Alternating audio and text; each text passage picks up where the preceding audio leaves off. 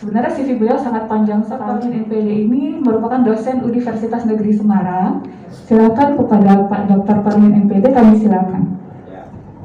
Baik, terima kasih. Bismillahirrahmanirrahim. Assalamualaikum warahmatullahi wabarakatuh. Alhamdulillah, wassalillah, la haula wa la quwata illa billah. Alhamdulillah pagi hari ini kita akhirnya bisa bertemu ya, setelah perjalanan panjang ini ya. Baik Bapak Ibu sekalian, yang pertama kita akan sharing dulu nih ya pagi hari ini bagaimana kiat menulis artikel yang potensi publishnya tinggi di jurnal bereputasi internasional. Ini kita bersyukur ya, ini Pak Wahibur jurnalnya Q1 ya, saya jurnalnya Q2 ya, saya jurnalnya pendidikan, Pak Wahibur jurnalnya nanti Bapak Ibu bisa tanya sendiri. Nah artinya bahwa hari ini Bapak Ibu itu ditemani pengelola jurnal Scopus gitu ya. Kalau sampai nggak jadi artikelnya itu mau bagaimana lagi gitu ya. Oh ini sudah didatangkan teman-teman dari pengelola jurnal, saya kira nanti tinjauan pengelola jurnal itu sedikit berbeda dengan tinjauan penulis. Kalau pengelola jurnal kan jurnalnya terindeks Scopus, terus artikel yang terbit didaftarkan di indeks Scopus, sehingga kita sudah setiap hari itu melihat, mereview, menyiapkan artikel yang bisa diterima oleh Scopus gitu. Nah, oleh karena itu nanti hari ini tinjauannya tinjauan pengelola jurnal ya. Jadi kami datang untuk berbagi dengan Bapak Ibu. Harapannya nanti draft artikel yang sudah dibuat ya, atau bahkan ini menjelang final itu artikelnya keluar dari wilayah ini, area ini, artikelnya sudah semakin bagus, semakin mantap.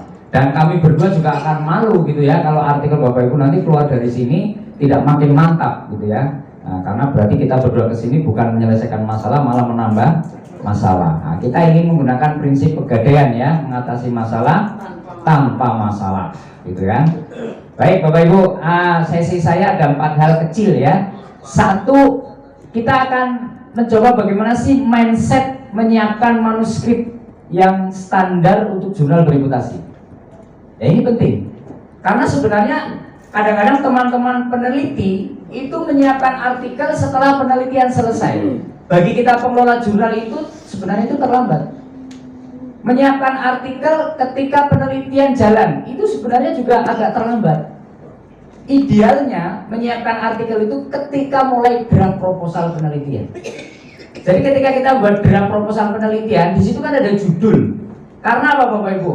Kalau artikel masuk ke jurnal kita, ke jurnal yang kita kelola misalnya, yang pertama saya lihat itu judul. Kalau judulnya nggak menarik, judulnya nggak seksi, judulnya nggak nendang, judulnya nggak langka, judulnya nilai-nilai novelty-nya tidak kuat, tidak akan dibaca isinya, langsung di-reject. Itu pola kerja kita. Kalau kita harus baca semua artikel totalitas ya ngapain, kan artikelnya banyak sekali. Makanya seorang chief editor atau editor itu title itu sangat penting dan kunci. Makanya Bapak Ibu ketika draft proposal itu sudah sejak awal itu, jadi proposal, jadi sekarang itu trennya begini, proposal penelitian berorientasi publikasi internasional. Itu sekarang yang lagi tren.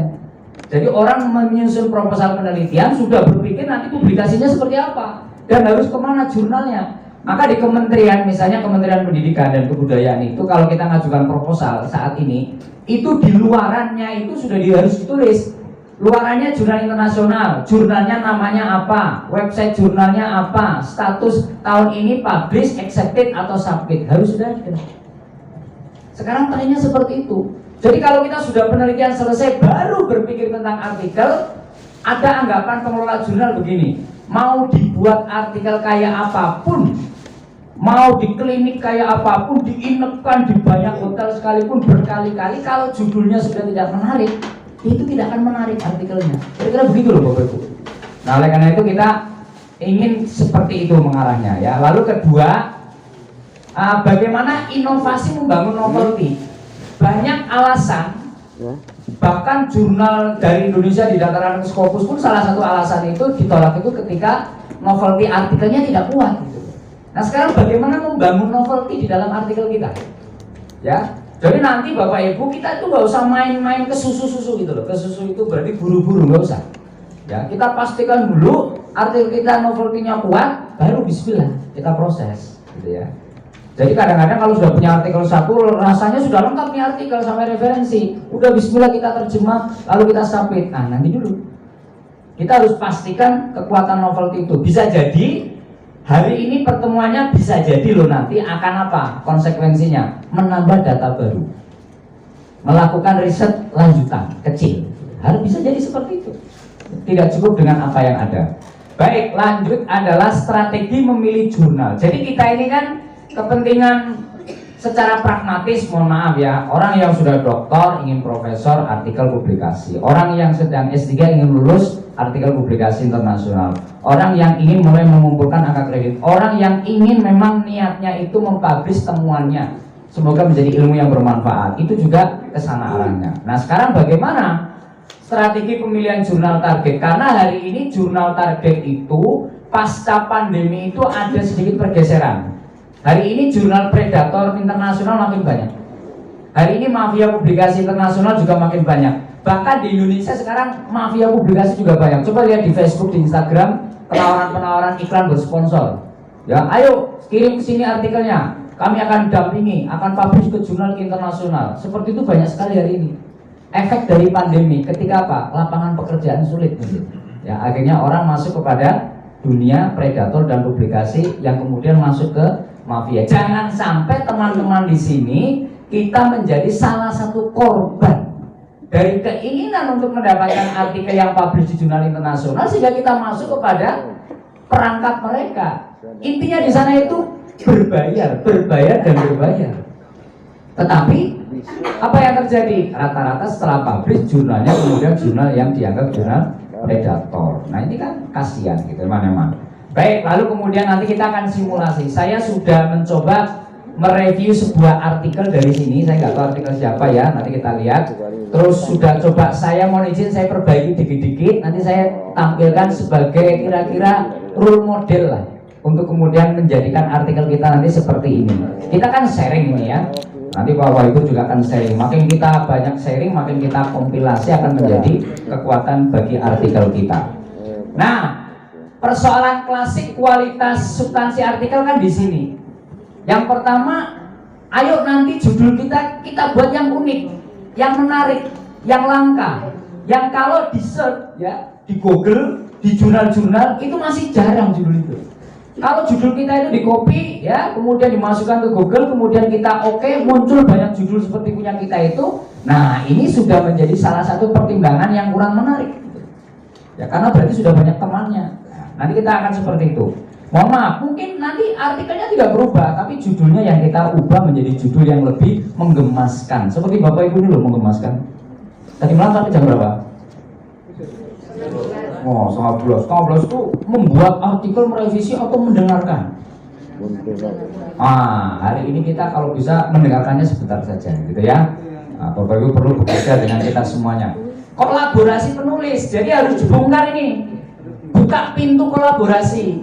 Kalau selama ini Bapak Ibu nulis artikel dengan teman seprodi, teman seruangan, bahkan teman semeja, ya, teman sekamar. Nah, sekarang dibuka keran kolaborasi. Sekarang ini kekuatan artikel di kolaborasi. Bagaimana kita bisa kolaborasi dengan perguruan tinggi lain atau bahkan dengan orang dari negara lain, itu sangat bagus. Ya. Maka ini kemudian dibutuhkan apa? Membuka keran kolaborasi riset. Gitu ya. Nah, kalau kita terkungkung dengan kita sendiri, dengan teman-teman sendiri, dikhawatirkan mentok ide kita sampai di situ gitu, ya. Jadi perkembangan ide itu makanya membutuhkan teman sejawat atau kemudian kolaborasi. Lalu pendahuluan nanti ya. Kalau kita lihat artikel yang ada selama ini di pendahuluan itu, artikel-artikel yang kita tolak di jurnal kita, itu rata-rata yang pertama apa? Gagal mengungkap penting dan urgensinya riset. Jadi apa sih pentingnya riset yang dia lakukan? Apa sih urgensinya? Karena itu akan melihat dampaknya terhadap bidang itu gitu. Nah, kalau kita tidak berhasil mengungkap di latar belakang penting dan urgensinya riset, ya jangan-jangan riset kita itu di latar belakangnya itu konseptual. Rujukannya banyak dari buku, rujukannya dari sumber-sumber yang konseptual. Kalau konseptual, kalau itu riset, maka bisa dipastikan ya kita kurang mampu menuangkan urgensi dan pentingnya riset di latar belakang. Lalu kemudian gap analisis, ya. Gap analisis itu kita kan harus mempelajari riset-riset terdahulu yang sudah publish. Ya mungkin tadi malam sudah didiskusikan dengan teman yang dari UNAN ya. Kita misalnya mau penelitian apa? Penelitian bidang A. Ya kita kan harus membaca riset-riset hasil penelitian di bidang A. Banyak apa enggak? Oh kalau oke ada, kalau ada. Kalau tidak ada ya yang mendekati A. Harus kita baca, harus kita pelajari, harus kita jadikan sebagai rujukan di bagian pendahuluan di artikel kita. Ini sebagai gap analisis. Nanti kita lihat postur artikelnya, hasil dan seterusnya. Nah ini bulan berapa ini? Bulan Maret ya. Nah, pertanyaannya sudah berapa artikel Bapak Ibu yang publish di jurnal internasional sejak Januari sampai Maret? Belum ada. Atau bahkan sejak Januari sampai Desember tahun lalu? Belum ada. Atau 3 tahun terakhir? Belum ada. 5 tahun terakhir? Belum ada. Terus ngapain selama ini? Padahal Padang itu kulinernya enak. Ya loh. Kalau ke Padang sehari itu rugi. Itulah kegiatan 2 jam bisa 3 hari di sini. Karena yang 2 hari setengah itu makan terus. Jadi makanannya enak, kulinernya enak, pemandangannya indah, pendidikannya maju, bisa gitu kan? Nah, mana publikasi kita? Nah, gitu kan. Harus linear ini antara kualitas yang dimakan dengan produk, dengan luaran gitu kan?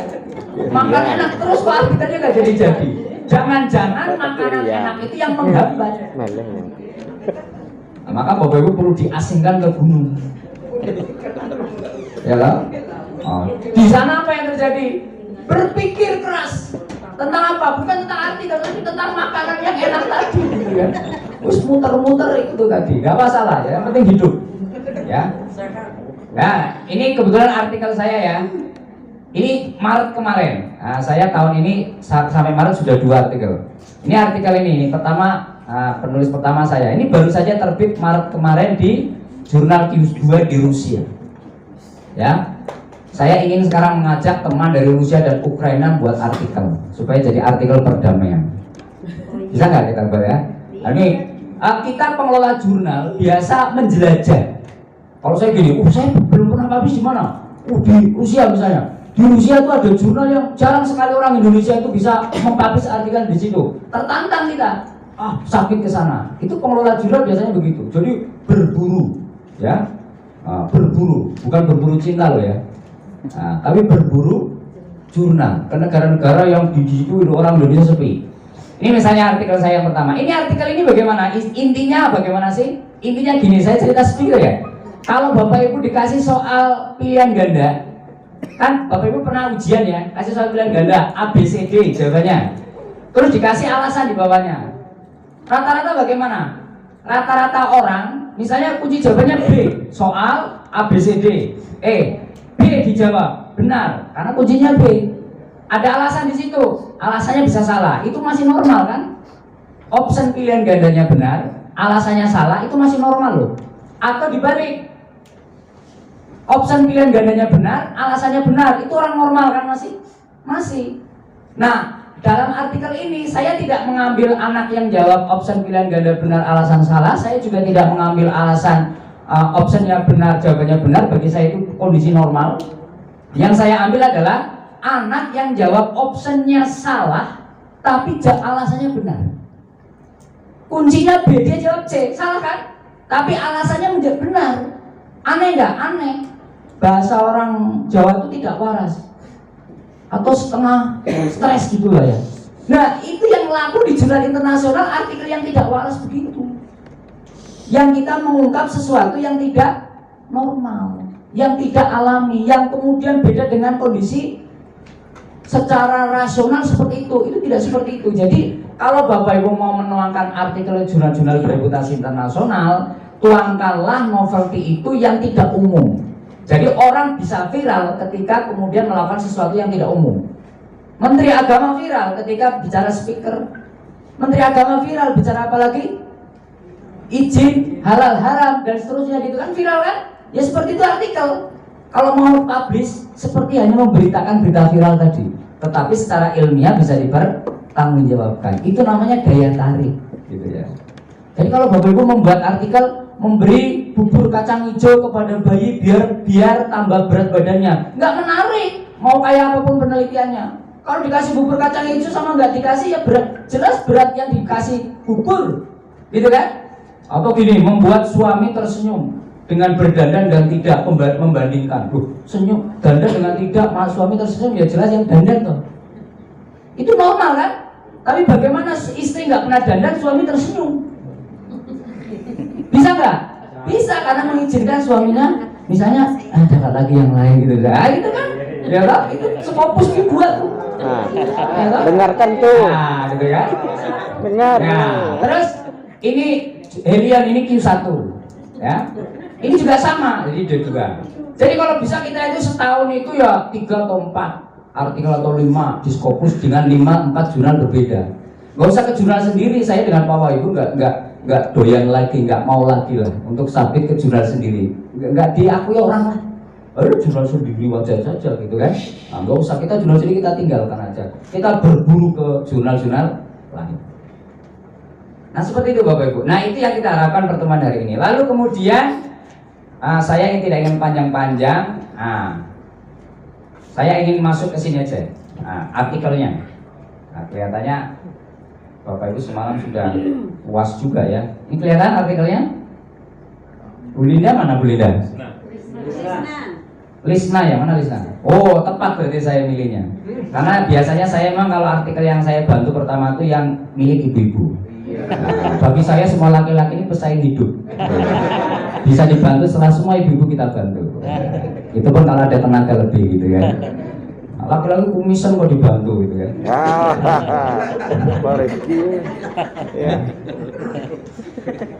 Ya, yang pertama judul perhatikan. Model pendidikan berbasis keterampilan hidup melalui bla bla bla untuk menciptakan kemandirian anak jalanan di Kota Padang. Yang pertama harus kita rekomendasikan adalah kata di Kota Padangnya kita hapus. Supaya kita kan mau ke jurnal internasional, bisa diadopsi oleh orang internasional. Jangan rendahnya teh telurnya masuk di sini. Ya kan? Di Kota Padangnya hilangkan saja. Di judul kan kita kan berbicara judul. Nanti di isi artikel ada, tapi di judul hilangkan dulu. Karena apa? Kemenarikan orang ingin membaca dan mensitasi itu berawal dari judul. Tapi kalau sudah bicara judulnya Kota Padang, Kota Bengkulu pun sudah nggak menarik ini. Jangankan internasional. Batu Sangkar pun sudah nggak mau. Ya? Apalagi Bukit Tinggi sana, Kota Padang. Itu kan bawahan, kita kan tinggi, Kota Bukit Tinggi gitu kan. Masa kita mau murcuk sama bawahan gitu kan? Kota Padang kan pinggir laut gitu kan. Nggak mau, ini jangankan internasional. Ya kan? Nah itu yang saya maksud. Suka tidak suka, silakan kita berdebat. Tapi dalam konteks judul seperti ini, nanti ada lagi judul yang nama kotanya, tempatnya nggak boleh dihapus, ada. Misalnya penelitian-penelitian tentang culture, kearifan lokal, ya, berkaitan dengan etno, gitu kan? Nah itu lain lagi. Tapi kan ini edukasi, ya, bicara pendidikan, gitu kan? Oke, penelitian pendidikan bisa diadopsi sehingga dihapus agar penelitian tidak sempit atau lokal, yang Kota Padang. Yang kedua, agar unik, agar langka, agar novelty-nya kuat. Bagaimana kalau judulnya menjadi begini? Itu yang saya usulkan ini. Judulnya berubah. Model, gak usah ada kata model. Kenapa? Model. Sekarang saya tanya, Bapak Ibu kalau ngajar di Fakultas Adab, kan pakai metode loh? Pakai model yang biasa suka dipakai model apa? Kalau ngajar? Model diskusi, terus tanya jawab, itu metode. Yang model itu kan punya tahapan. Misalnya PBL, pernah pakai PBL? Problem based learning, pembelajaran berbasis masalah misalnya kan? Itu kan universal kan? PBL itu kan model. Coba saya tanya, model pendekatan metode pembelajaran yang dari Indonesia yang mana coba? Tunjukkan ke saya. Ada nggak? Semua dari luar rata-rata. Model pendekatan metode itu multi years. Di sana itu penelitiannya bisa bertahun-tahun. Namanya R&D, Research and Development. Pendidikan pertama yang dilakukan oleh di Amerika, yang melakukan namanya Diena itu 5 tahun risetnya. Kita kan R&D setahun itu bergaya sudah. Apa yang terjadi? Temuan-temuan di Indonesia, minimal model dan sebagainya itu tingkat kepercayaannya itu rendah di dunia internasional. Jangankan orang internasional mau memakai model kita sendiri kadang yang mengembangkan lupa modelnya apa. Maka kita kadang-kadang menjadi modal madul gitu kan. Tahu modal madul? Enggak tahu orang Padang, nanti Pak Ibu yang menerjemahkan deh, ya. Jadi kacau gitu ya. Oke, judulnya menjadi gini. Pendidikan berbasis keterampilan hidup, life skill. Normal, tapi bagi kita pengelola jurnal, setelah saya baca isinya, harusnya ditambah ini, terintegrasi culture. Kenapa? Keterampilan hidup itu dibutuhkan oleh seluruh anak di dunia ini. Butuh keterampilan hidup, life skill. Dan setiap keterampilan hidup itu bernilai novelty ketika dibangun dari culture. Karena beda negara, beda etno, beda culture. Jadi hasil penelitian ini nanti bisa dipakai di Australia untuk aborigin, bisa dipakai di Malaysia untuk suku Melayu, dipakai di Brunei Darussalam untuk suku apa lagi, dipakai di Afrika untuk suku apa lagi, dan seterusnya. Sehingga artikel ini menjadi internasional. Jadi kita itu sulit sekali artikelnya diterima di jurnal internasional kalau dari judul tidak berdaya internasional itu, tidak punya daya saing tinggi gitu. Terlalu benar. Pendidikan berbasis keterampilan hidup, life skill, terintegrasi culture. Melalui apa? Melalui ini. Untuk apa? Menciptakan kemandirian anak jalanan. Kota Padangnya nggak usah. Ya, udah ini aja. Udah. Kalau ini dari judul, kalau saya pengelola jurnalnya, saya terima. Dari judul sudah diterima, nggak usah ada artikelnya eksaktif ini. Dari judulnya saja tapi. Ya. Nanti Bu Risna mau seperti ini nggak?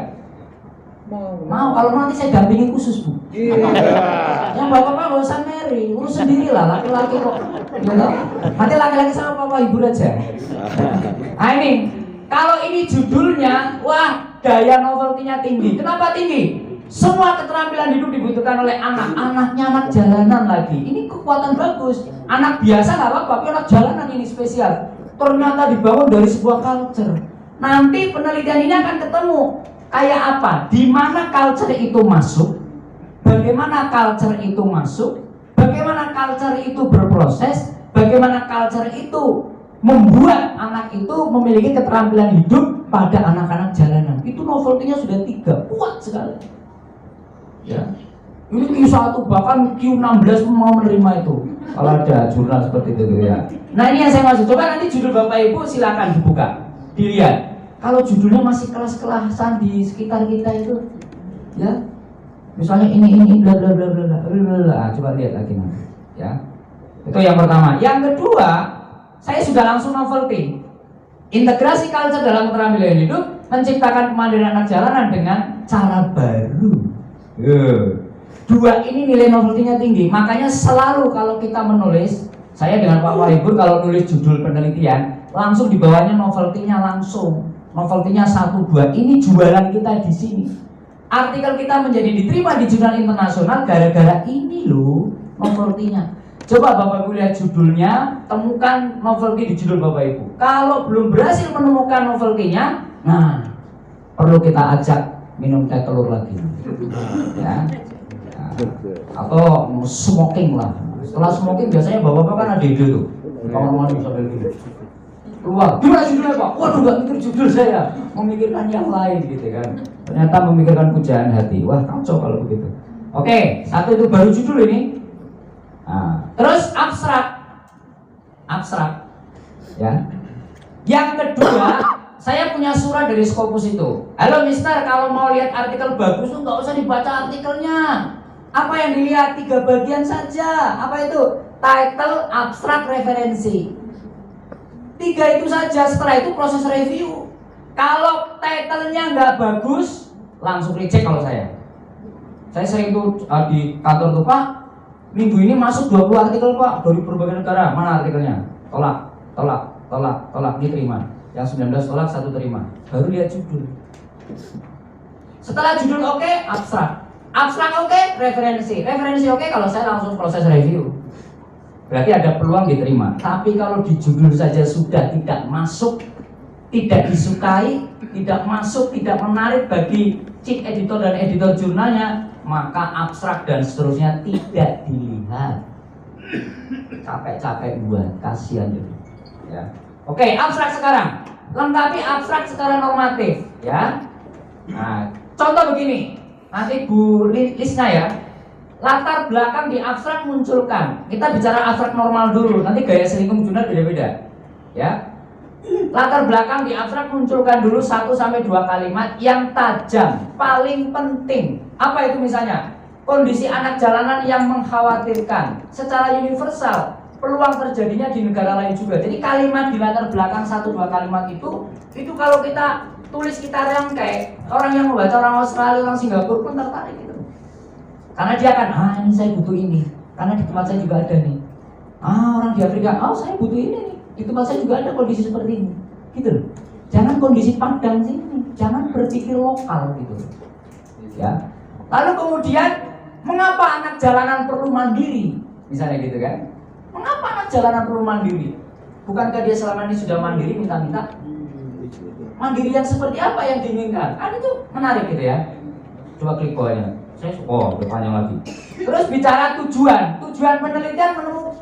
Jadi di sini harusnya ada tujuan menemukan sesuatu yang itu merupakan cara baru gitu.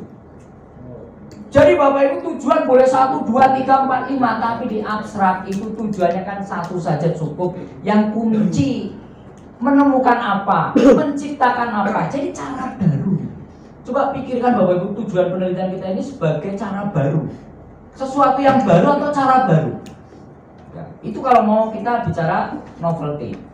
Membuat seperti ini itu gampang. Nanti kalau sudah misalnya Bu Lisna ini nanti buat artikel seperti ini sekali saja. Nanti artikel yang kedua tanpa kita dampingi pun, tanpa ada kita, pasti akan lebih baik.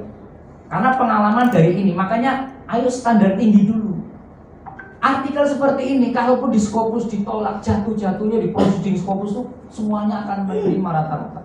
Apalagi kalau jurnal nasional dikirim artikel begini, sujud syukur pengelolanya tuh. Alhamdulillah dapat artikel yang sangat bagus gitu. Peluang itu akan terbuka. Metode. Lalu metode itu apa? Karakteristik sasaran yang spesifik yang harus diungkap. Salah satunya anak jalanan yang seperti apa yang harus mandiri. Anak jalanan yang seperti apakah? Anak jalanan yang misalnya sudah nggak ada orang tuanya, ekonominya sudah betul-betul dilepas oleh keluarganya, nggak tahu lagi rumahnya di mana. Itu kan sangat menarik itu kalau dibahas. Tapi kalau anak jalanan, orang yang sedang jalan-jalan di jalanan, termasuk kita juga bisa jadi anak jalanan. Jadi anak jalanan yang mana? Anak jalanan yang punya kriteria seperti apa? Semakin unik, semakin menarik, semakin mengantarkan ke novelty yang bagus. Nah, baru bicara simpulan. Bagaimana bentuk kemandirian anak jalanan setelah, gitu kan? Setelah menggunakan tadi, ya kan, dengan integrasi culture tadi, menjadi seperti apa? Apakah menjadi anak jalanan yang lebih santun? Assalamualaikum, setelah penelitian, atau anak jalanan yang seperti apa? Nah, itu yang diharapkan. Lalu kemudian sekarang kita lihat di kata kunci ya, pendidikan keterampilan hidup menarik, tapi kalau saya kata pendidikannya dihapus jauh lebih menarik. Keterampilan hidup itu jauh lebih luas daripada pendidikan keterampilan hidup. Di kata kunci loh. Jadi penulis-penulis yang terbiasa nulis di jurnal internasional, cara nulis itu pakai hati betul gitu. Ya. Dipertimbangkan betul bahwa ini akan dibaca, disukai oleh orang internasional. Nah ini Bapak Ibu ya. Jadi mudah-mudahan ini bisa nanti bisa dibahas diskusi. Terus pendahuluan. Nah, pendahuluan ini ya. Seperti apa pendahuluannya? Sudah saya rinci, Bu. Sudah saya rinci. Pendahuluan itu, kalau membaca pendahuluan yang dibuat Bu Lisna ini, apa kesannya? Saya sudah baca, Bu. Kesannya apa? Pusing saya membacanya. Apalagi ini kalau bapak-bapak yang membuat, menyebalkan latar belakangnya. Kalau begitu itu pusing saya membacanya. Pusing, kenapa pusing? Muter latar belakangnya tuh, muter kayak gangsing. Konseptual, muter lagi ke atas lagi, muter lagi. Kesimpulannya apa? Gimana Pak? Latar belakang saya mati, bikin pusing. Jadi pengelola jurnal itu terbebani pikirannya. Aduh capek-capek baca, saya bikin malah pusing gitu kan. Sudah tahu gini saya dicek aja harusnya tadi gitu kan. Saya ajak ini Bu. Kalau judulnya begini, maka paragraf 1 begini Bu. Konseptual tentang keterampilan hidup bagi anak jalanan. ambil dari buku dan ambil dari jurnal-jurnal internasional bereputasi. Karena Bapak Ibu PR besarnya adalah kalau saya nanti artikel ini referensinya bisa 40 sampai 50, yang 80% itu dari jurnal internasional bereputasi. Buku dikit aja. WWW Gombel itu nggak usah dipakai. Itu menakutkan. Anak-anak menjerit kalau lihat WWW Gombel. Ya. Jurnal internasional bereputasi. Paragraf 1, Bu. Satu paragraf idealnya 7 sampai 9 baris minimal itu loh. Jangan ada 4 baris, 3 baris, kurus. Penulisnya mak, gemuknya luar biasa penulisnya tuh. Tulisannya kurus. Penulisnya kurus, tulisannya kurus, wajar. Ini penulisnya montok, tulisannya kurus. Jadi kemontokannya tidak ada linearitas dengan tulisannya. Nah, repot kan? Nah, paragraf kedua, kalau saya buat artikel dari dulu sampai sekarang, mau terbit di Q1, Q2 dan seterusnya, saya selalu membuat inti paragraf begini dulu. Saya tidak akan mengembangkan jadi kalimat dulu. No, nanti dulu. Kalimat jangan. Sebab kalau ini saya lanjutkan ke kalimat menjadi satu paragraf, nanti paragraf 1 bisa tabrakan dengan paragraf 4, paragraf 4 bersinggungan dengan paragraf 6, paragraf 7 mengulang paragraf ketiga. Bisa jadi. Ini kita buat matriks. Jadi cara berpikir dan cara rasionalis menulis itu tertata gitu. Paragraf 1 cerita ini. Paragraf kedua bagaimana integrasi budaya untuk mengembangkan keterampilan hidup. Kan masih nyambung. Nanti di akhir paragraf 1 antarkan untuk masuk paragraf kedua. Kalimatnya nyambung, saling kali temali gitu. Paragraf ketiga bicara BBE tadi terhadap keterampilan hidup, buku dan jurnal juga. Paragraf keempat pertegas. Apa urgensi pentingnya penelitian? Pertegas, belum ada model pendidikan berbasis keterampilan hidup. Pertegas, integrasi culture itu belum ada dalam konsep ini. Saya belum menemukan, belum ada penelitian tentang itu. Kemudian kuatkan dengan sitasi jurnal internasional. Kalau sudah ditulis sitasi jurnal internasional, maka paragraf 4 tidak ada buku di sini. Paragraf 5, pertegas, urgensi lagi bahwa model ini terintegrasi culture. Bagaimana integrasi culture? Untuk kemandirian anak jalanan. Ini luar biasa menarik paragraf 5. Hanya sitasi jurnal lagi, tidak buku. Terus paragraf 6, gap analisis. Minimal 7 artikel, Bu. Ya, 7 artikel dari jurnal internasional dikaitkan satu dengan yang lainnya, dibangun, dikuatkan untuk masuk ke apa? Tujuan penelitiannya yang di paragraf 7 nanti. Konstruksinya begini. Kalau saya begitu, jadi nanti dibaca enak dan konstruksi penelitiannya bagus. Coba kalau buat latar belakang proposal penelitian sejak awal sudah begini, kan nanti ketika artikel tinggal di copy saja. Ini kan kadang-kadang enggak proposal penelitian artikel beda. Sampai kita kerjanya berkali-kali. Seandainya proposal atau proposal sudah begini, ketika menjadikan artikel sudah sangat gampang. Oke, nanti ini akan kita jadikan template mungkin ya untuk pola kerja kita. Nanti kita lihat seperti apa. Terus kemudian ini misalnya, ini apa ini? Kalau diklik apa? Nah ini kan sitasi. Coba Bapak, sitasi kalau dari jurnal 10 tahun terakhir idealnya. Sitasi dari buku silakan bebas. Jika disitasi dari jurnal, ini banyak peneliti dari sini sudah mulai chaos. Sudah mulai lepas. Coba kita baca ini. Keunggulan profesional ditopang oleh penguasaan kemampuan dan keahlian dalam berbagai bidang profesi. Slavin Sobel atau Sobek sekalian juga nggak apa-apa. Ya. Oke, sekarang ini buku apa artikel jurnal? Buku. Buku apa artikel jurnal? Buku. Ya. Ini kalimat buku, tapi keduanya itu jurnal. Coba lihat nanti di daftar pustaka. Apa artinya? Berarti kita semacam masih ada chaos, kurang konsen. Harusnya kalau mensitasi dari jurnal, yang diungkap itu temuannya. Kalau mengambil dari buku, itu konseptualnya. Ini apa? Konseptual tapi diambil dari jurnal. Ini yang menyebabkan aliran sesat banyak di Indonesia itu.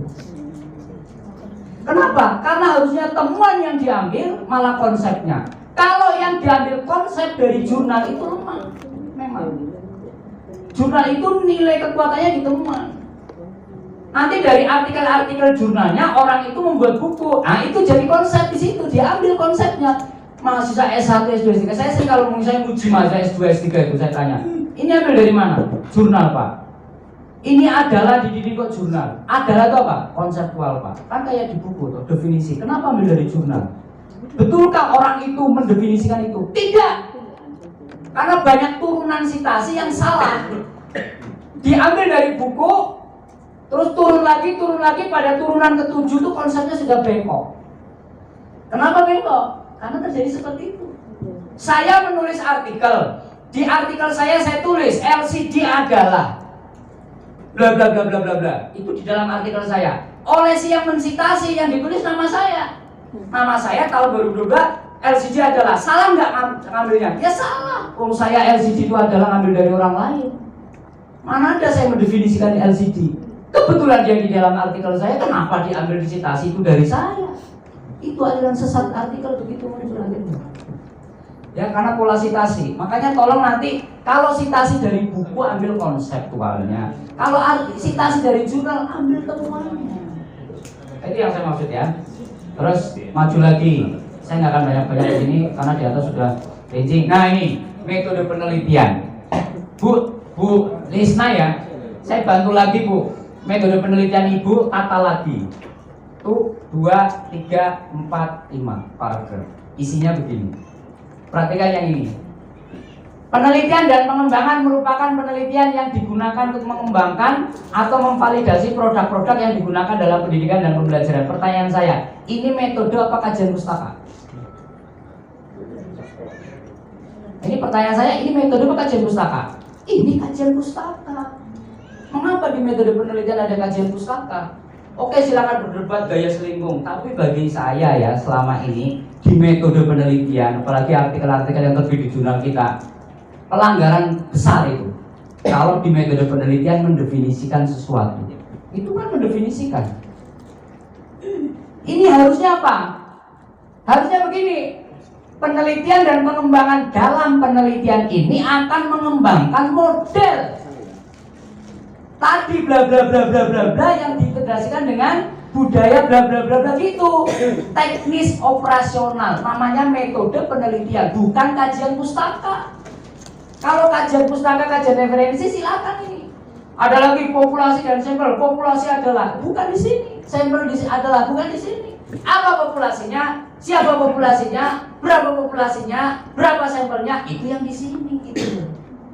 Jadi di metode penelitian itu teknis operasional saja. Jadi biasakan memilah gitu loh, mana yang harus di sana, mana yang harus di sini. Jangan dicampur kayak teh telur, dikocok-kocok begitu, diperas jeruk itu lalu diminum. Ya, harus dipisah-pisah. Coba kalau di Jawa itu bener, teh telur pesan di warung, ya dikasih teh sama telur 2 piring yang berbeda. Kalau di sini teh telur dicampur dalam gelas, ya enggak? Kan cara pandangnya beda ya. Kreatif, silakanlah gitu kan. Paragraf 1 nanti Bu, metode yang digunakan apa? Diacu dari siapa? Alasan memilih metode itu rasionalnya seperti apa? Mengapa menggunakan metode itu dan seterusnya. Paragraf kedua, siapa sasaran penelitiannya? Anak jalanan. Bagaimana anak jalanan yang diambil dalam penelitian ini? Dan pastikan ada keunikan anak jalanan yang seperti apa. Tidak sembarang anak jalanan. Lalu kemudian paragraf ketiga, data yang akan dikumpulkan apa? Bagaimana data itu diambil? Bagaimana dan seterusnya. Instrumennya, ini novelty di sini. Instrumen penelitian memiliki peluang novelty.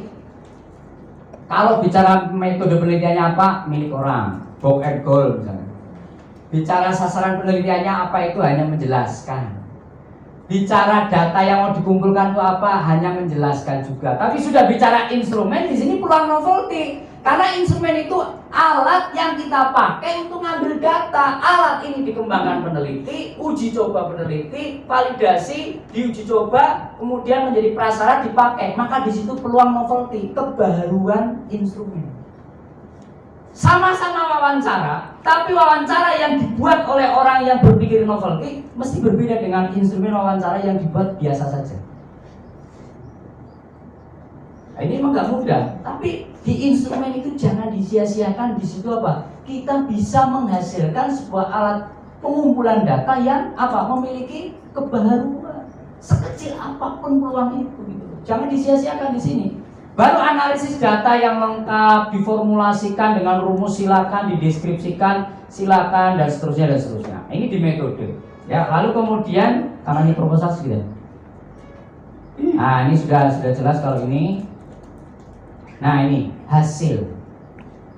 Kalau kita lihat hasil ini, coba kita lihat hasil ini. Saya pernah menilai akreditasi jurnalnya Litbang Kementerian Agama dulu. Itu 3 kali akreditasi selalu saya menilai. Sekarang sudah tinggal 2. Namanya hasil itu bisa 10 halaman, tulisan semua. Asesmennya pusing. Saking pusingnya udahlah singkat 2 aja yang penting. Gitu. Karena saking pusingnya. Ah, ini sama. Coba nih tulisan ini. Menarik nggak begini? Padahal tadi kan harusnya ada data kualitatif juga. Maka saya menyarankan untuk hasil ini, Bu. Nah, minimal ibu 1. Kalau judulnya begini, maka datanya ada 4 ini. 1, validasi dan kelayakan model baru. Pakar, melibatkan pakar. Karena bicara anak jalanan, libatkan pakar pendidikan luar sekolah. PLS itu di UNP ada, mungkin di tempat Bapak Ibu juga ada kan pakar PLS. Dialah pakar yang ngerti betul tentang bagaimana anak jalanan, karena ini konteksnya konteks pendidikan luar sekolah. Libatkan pakar itu. Makin jos pakar, makin jos produk yang dihasilkan. Spesifikasi model baru. Model ini seperti apa? Apa bedanya dengan model yang sudah ada? Di mana kebaruannya? Di mana spesifikasi produknya? Harus dituangkan di hasil. Dalam bentuk tabel. Dalam bentuk tabel, ini juga tabel. Data kemandirian anak jalanan. Wong penelitiannya kemandirian. Ya harusnya ada data kemandirian. Bagaimana kemandirian anak jalanan? Grafik. Nanti dalam bimbingan khusus kita formulasikan. Data keterampilan hidup anak jalanannya. Seperti apa keterampilan hidup anak jalanannya? Ini bisa grafik. Jadi di sini harusnya ada 2 tabel, ada 2 grafik minimal. Oke, lanjut pembahasan. Sudah saya giring juga. Bu, pembahasannya buat 4 paragraf kunci. Kalau pembahasan ini konseptual, pusing kita bacanya. Paragraf 1, seperti apa integrasi culture ke dalam model baru? Itu dibahas. Pembahasan itu nggak usah bahas hasil, itu skripsi.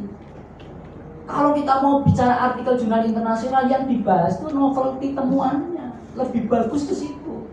Sudahlah, hasil sudah ditampilkan di atas, itu nggak usah dibahas lagi. Data nggak usah dibahas lagi. Sedikit dihubungkan boleh.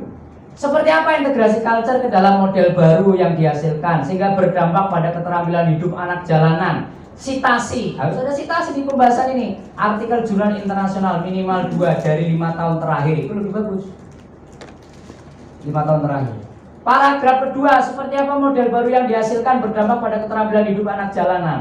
Sitasi lagi, ada sitasi lagi Bu, minimal 2, 5 tahun terakhir. Paragraf ketiga, seperti apa model baru yang dihasilkan sehingga berdampak pada ini, kemandirian anak jalanan. Paragraf 4, temuan spesial dalam penelitian ini apa yang bisa diadopsi, potensi diterapkan secara luas. Orang di negara manapun, anak jalanan itu menjadi masalah dimanapun. Ketika dia membaca paragraf 4, oh iya, ini bisa diadopsi, ini bisa diterapkan. Kalau sudah seperti ini, maka ringan, ya tinggal simpulan, lalu kemudian referensi. Maka simpulannya 1 paragraf saja, dibuat 1 paragraf saja. Apa isi simpulan 1 paragraf? Konseptual, temuan utama telah mencapai tujuan, bentuk penerapan produk kedepannya seperti apa. Selesai.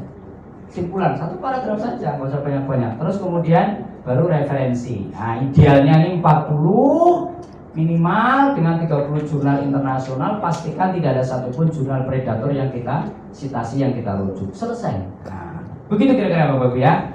Oke, nanti kita akan diskusi lebih teknis sesuai artikel Bapak Ibu. Saya yakin diskusinya akan dahsyat ya. Karena artikel Bapak Ibu menurut saya sudah dahsyat-dahsyat. Mungkin kan sini akan sangat dahsyat diskusinya gitu ya. Nah, oleh karena itu harus mau mencoba kita mengklik artikel kita sebaik mungkin ya, supaya kegiatan kita di sini ya, yang jauh dari Semarang, dari Kudus ke sini, kita semuanya berkumpul di sini, hasilnya maksimal.